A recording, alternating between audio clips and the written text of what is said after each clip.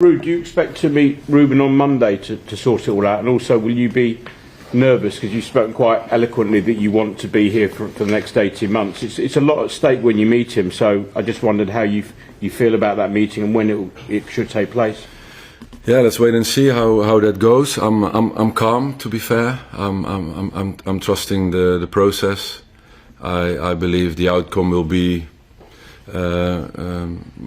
good, because I believe that as long as there's no news, I'm here at Manchester United, so that's my focus, and I'm calm in that sense. And whenever the communication will take place, I will see. But obviously we know what the time frames are, so I'm aware of that. And for me, it's tomorrow's training session, and Sunday 2 o'clock is the only thing that's on my mind, to be fair. You will report in here on Monday. You've got the game on Sunday. You at the moment, you're just planning to come into work as you would.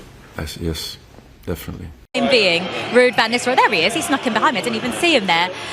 Ruud, thank you so much for joining us. I love that you went straight over to Paul to give him a hug. It must be so nice to be back here at Old Trafford together, close to the pitch, but not quite on it.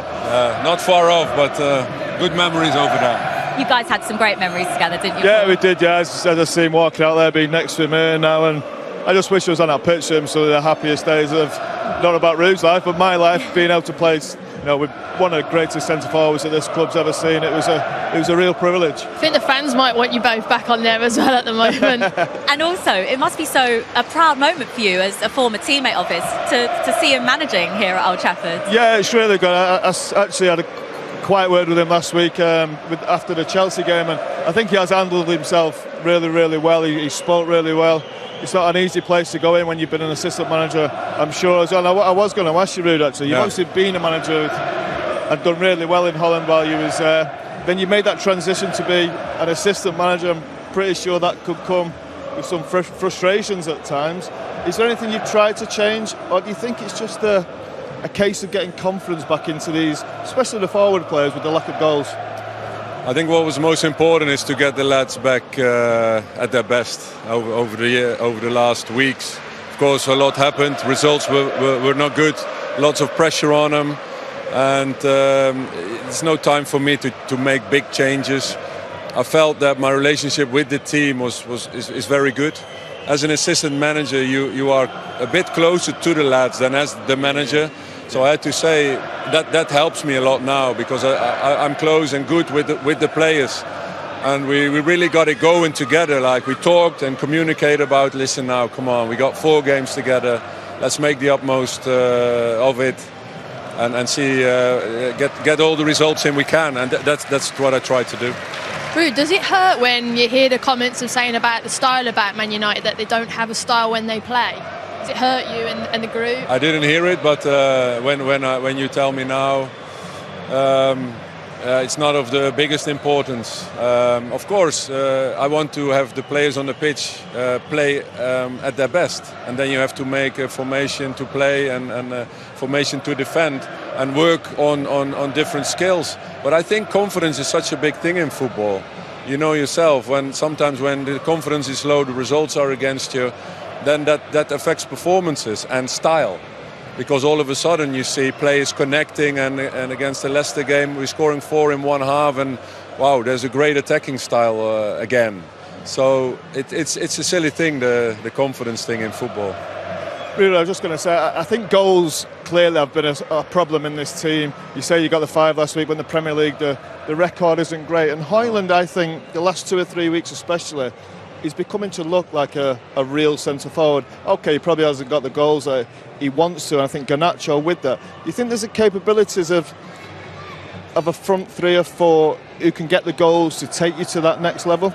I think they can. I think they're young, they can be better, they will be better. I think when results start to come and confidence will come, that does $1 million for strikers, you know. If you get one going like Bruno, he scored twice, and then another one against Chelsea, hadn't scored for months and months, and all of a sudden you get your goals. I mean, the lads have to believe they can do it. Rasmus is working a lot on his hold-up play. Yeah. You know what phase. He's looking stronger. He's stronger. He knows what to do in what situation of the game. and he's got that bit in the box where he attacks the last line and he connects with crosses.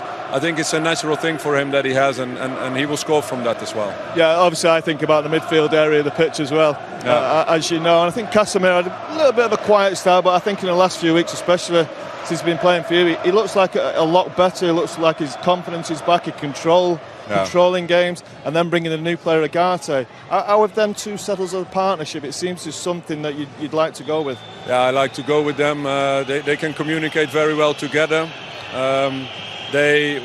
What's important for them is they look for the moment to press. I think we don't have the midfield that you can go 90 minutes 1v1 all over the place and long balls, second balls coming back. So they are in control of the moments that we press. I think it's for their types and the profiles it suits them.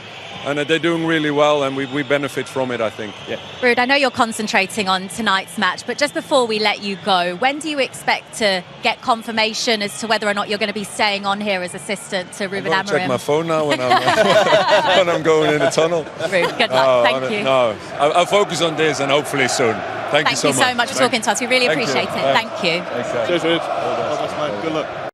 Is there an argument to say that Ruben has potentially walked into the toughest job in football? Well, as, when you're going in to manage or play for the biggest clubs in football, that's part of it, and Well, United, it's more than everything is under the microscope. Yeah, of course, but I have to say, when my years in Real Madrid, I experienced also microscopical views and intensity, and 20 pages every day in Marca and in Us and radio stations and social media, etc., etc. So I think in England, that's certainly. Yeah, no, but generally also in the world. So United is there, and that's why it's also the challenge. And to play and manage this club, it's a huge responsibility, and I see that as a challenge as well. Whoever manages or plays here. You hear of people who, everyone looks out and say, yeah, it's a big club, and it's only when they've actually worked in there and they go, blimey, it's it's even bigger than I realised. Was there a moment when you first came when you thought, this place is absolutely massive? Well, I thought when we landed in Bangkok on pre-season tour in 2001 and I saw 100,000 people at the airport, I thought, ooh. That's what I thought then. And then you realize what is in a world-wide scale. And obviously then in Real Madrid it's similar, wherever you go, and it's fan base, it's media, it's the attention. But in the end, you learn to bring it down to focusing on your job, to perform as a player or as a coach, and to deal with that circumstances, and that's a big responsibility. Yes, we're all aware of it, but yeah, it's also the challenge.